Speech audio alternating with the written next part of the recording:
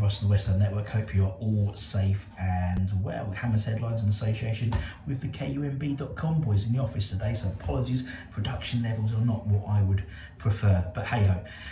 3 stories and we'll rattle through them. The first one is a transfer rumour. Apparently West Ham are linked with a summer swoop for Eintracht Frankfurt midfielder Djibril Sow. The Bundesliga ace is expected to be a man in demand at the end of this summer in terms of going into the transfer window. According to German news outlet Kicker, the Hammers are lining up a move to lure him to the London Stadium in the summer. Obviously we've got experience of him, played against him in the Europa League semi-final last season. Also fellow Premier League side Aston Villa are apparently also keen on him, with Crystal Palace also believed to be tracking him for some time. West Ham could see Sow as a long-term replacement of Declan Rice, potentially, with his future obviously uncertain, so to speak.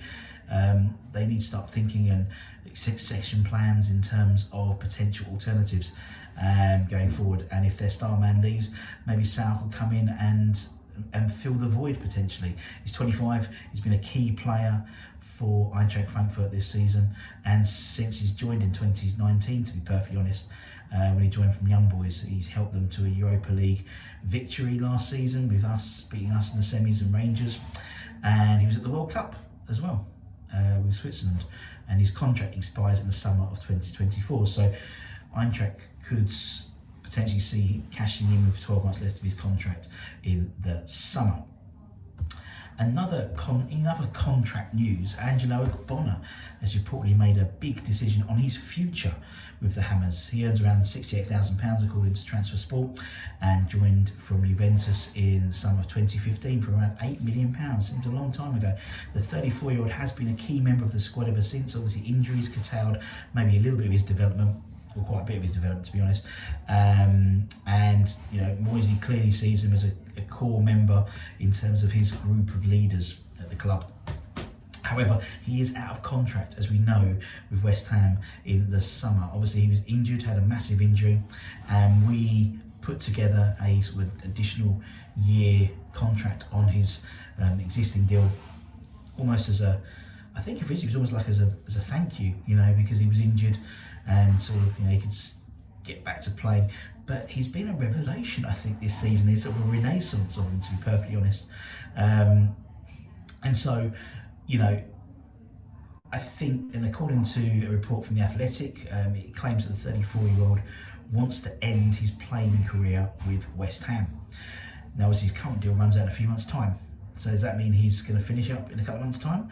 Or does that mean potentially we offer him an extension to his contract? I think it's quite a shrewd deal, maybe to offer him an extension to his contract. As I said, his partnership with Agerd and whoever's the third man, whether it's Zuma, whether it's Akira, or it's more likely to be Ben Johnson on Saturday by all accounts. His fine form, I think, has gone under the radar a little bit because Nayoff has played so well. I think Nayoff is getting the best out of Ogbonna. He's a key man. He's a leader. He's a big presence in the dressing room. So I think maybe a 1-year extension could be useful for him. He'd then be 35 at the end, or 35 coming to 36.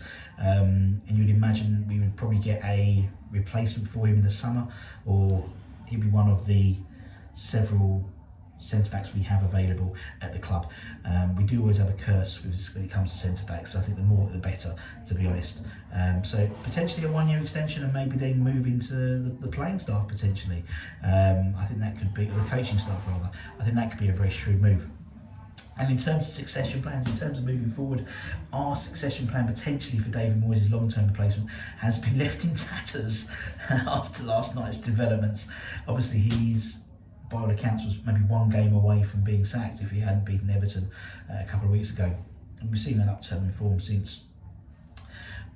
A number of names, obviously not the firefighters, but a number of names were put up for discussion as potential replacements, and 2 of them have sort of made it a little bit difficult for them to actually go in as potential replacements for Moisey. The first one's Carlos Corbina, the West Brom manager, who's been attracting a lot of interest from Leeds. He was number 2 to Bielsa during his time there. He last night signed an additional 4-year contract with the Baggies. So if you want to get rid of him, if you want to take him out of the Hawthorns, it's going to cost you a lot more money. It's a clever move there from West Brom, I think. And another name that was touted was the former Schalke manager, Domenico Tedesco. And he, unfortunately, has just been named the Belgian national coach. So again, he replaces the departing Roberto Martinez, but that might mean a bit of a rethink for West Ham going forward. So we might have to return to the drawing board somewhat. And that's it today, guys. Thank you so much for your time. Don't forget, tonight we've got the Oracle, Mr. Academy himself, Tony Carr, on the show live, taking your comments, getting his views on what the Academy is now. The likes of Sonny Perkins, Alese,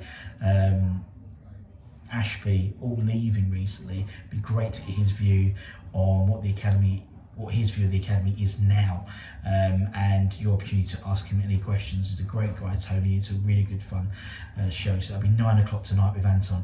And that's it. Take care, stay safe, stay warm, stay humble. Come on, you wines, and we'll see you very, very soon. Take care. Bye-bye.